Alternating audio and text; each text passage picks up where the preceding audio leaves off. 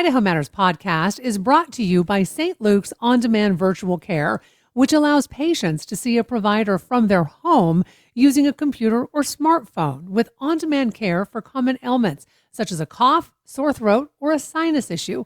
More information at stlukesonline.org.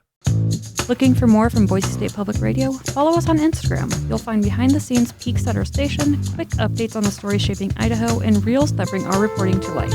It's a new way to connect with the music, news, and voices you hear every day on the air. Search for Boise State Public Radio on Instagram and join our community.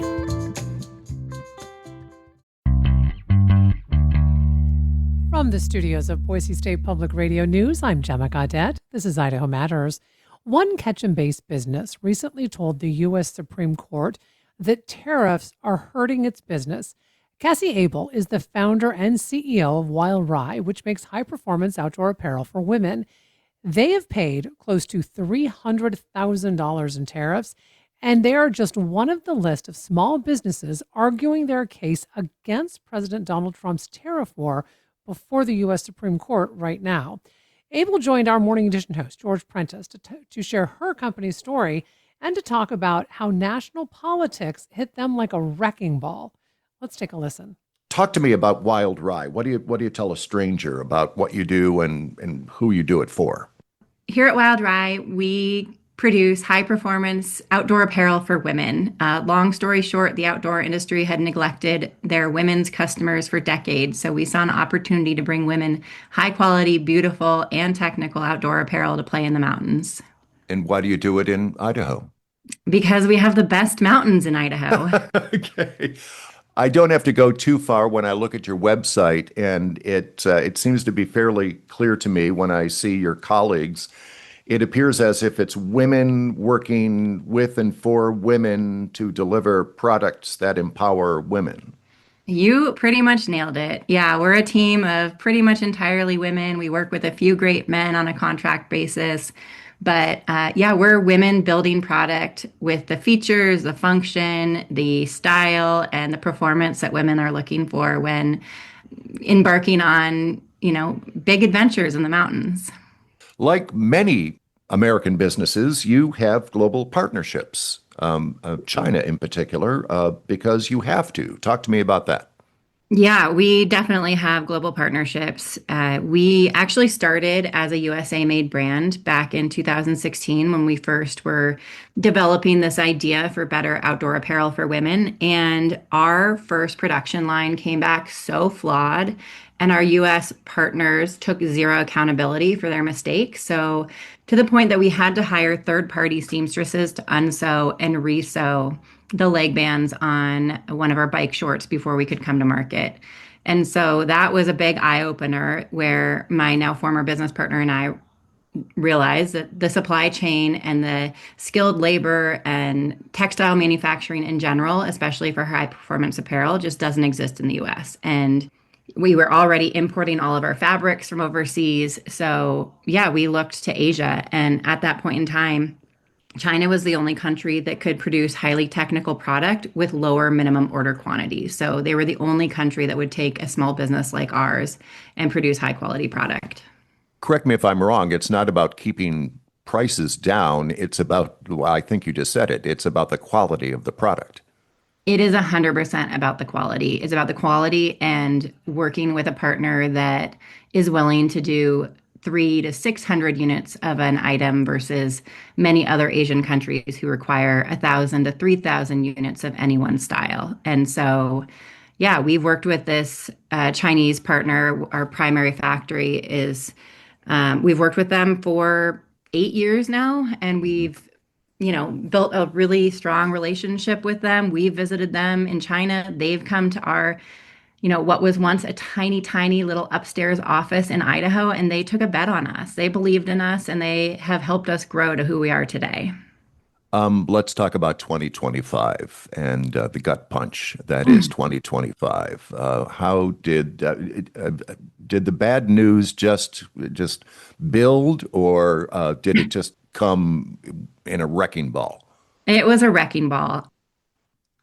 I remember at the start of this administration, starting in office, Pretty quickly, there was a 10% tariff on China. And then about a month later, there was a 20% tariff on China. And me being pretty naive, didn't pay much attention to the approaching Liberation Day because, in my head, it can't go any higher than that. That's already absurd.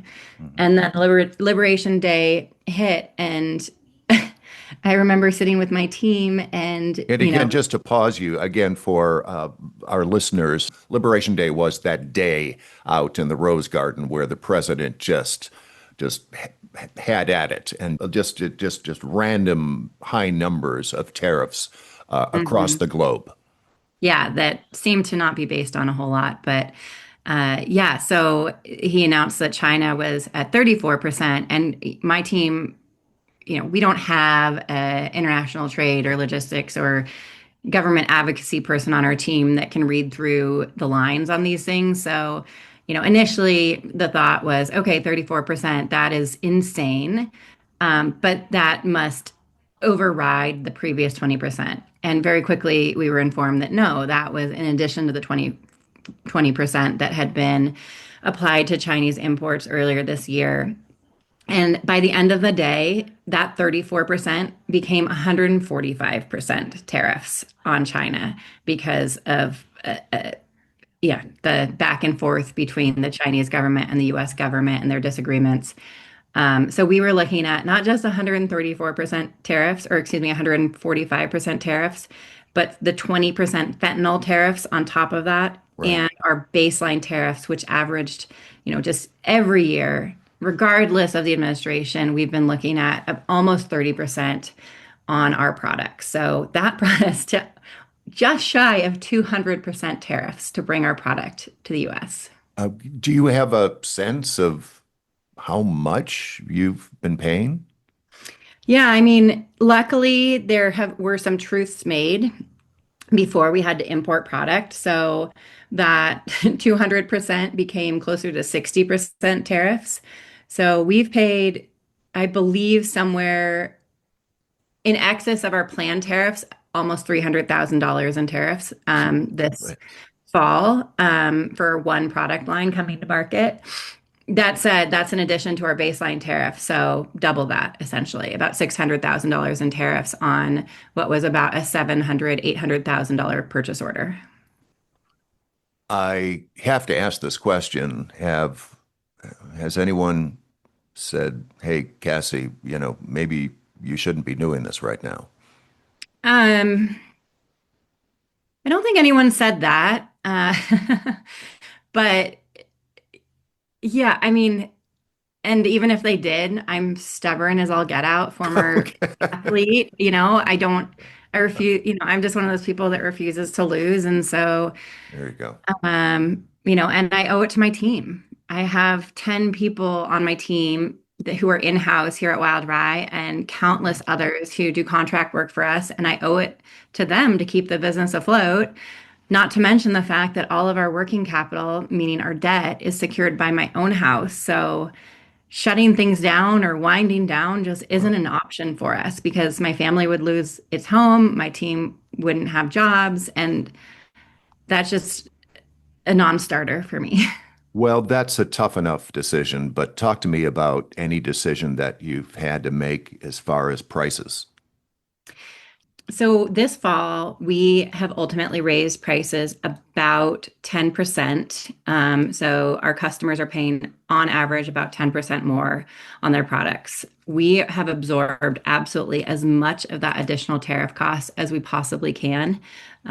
When we did import our product, we incurred an additional 30% on top of our baseline tariff. So fortunately, there was a bit of a reduction or a truce for about 6 months with China, and we were able to sneak our product in. That said, the deadlines for these tariff escalations keep Mhm. sort of changing. So we also paid and incurred extreme air shipping bills because we needed to rush our product to Wow. get through Customs and Border Patrol before August 12th out of fear that those tariffs were quickly going to jump to 50, 60, 70, 100% following that deadline. And so we rushed product in only to have that deadline extended another 3 months. Do your customers know what's going on? Yes, to some degree. We as a business have been very transparent with our customers since day one. Back in COVID, we explained all the extreme shipping delays and why those incur, and we really seek to educate our customers on why things are impacting them the way that they are. We don't ever want to feel like we're making decisions without really bringing our customers into a full understanding of why those decisions are made. So yeah, and by and large, our customers have been so supportive to the point where we actually launched an equity crowd raise back in June to raise capital to continue our growth and allow us to bring in our outerwear collection that we'd been working on for the last 4 years. And so, in order to cover the additional expenses that it was going to require to import our outerwear, our ski outerwear, to launch this fall. And so, we had about 500 customers step up and actually invest in our business. Wow. Let's get through. Um, this is not a time for growth or hiring, right? No, I mean, we will end up ahead of last year, just barely. That said, at least I sure hope we do. But we will not be hiring. We are looking at saving absolutely every dollar that we possibly can over the next couple of years because of what this is doing to the economy, to businesses across the board, consumer confidence, and just the extra cash that we have to come up with to get our product to market. Well, Cassie Abel, let's talk about the Supreme Court. Mhm. I think that most people knew that day would have to come. Indeed, it did come for small businesses at least to have an opportunity to state their case before the highest court in the land. Do you have a sense of how that went?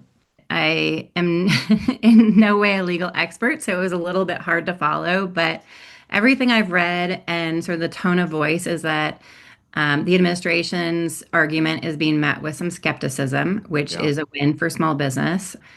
I have to be optimistic. That's the role hmm of a founder. And so I am optimistic that this will come out the right way, which would be making these IEEPA reciprocal tariffs illegal and an overreach of the executive branch.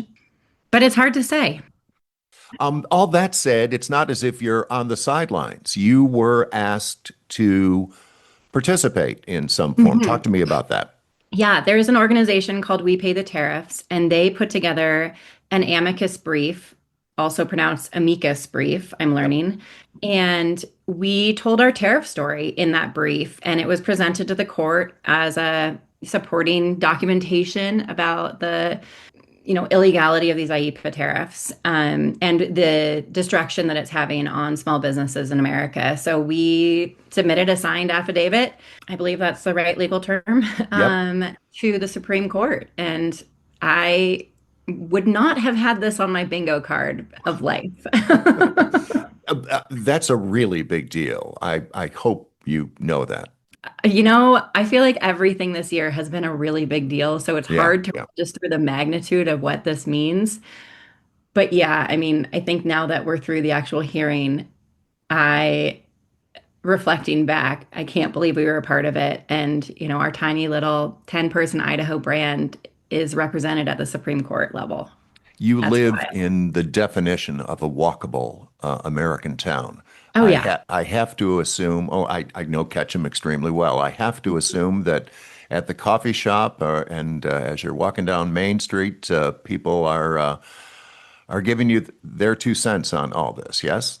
Yes, and fortunately, it's mostly words of encouragement. And Yeah. you guys covered a brief bit of our story earlier this week and last week, and I can't tell you how many people reached out and said they heard me on NPR.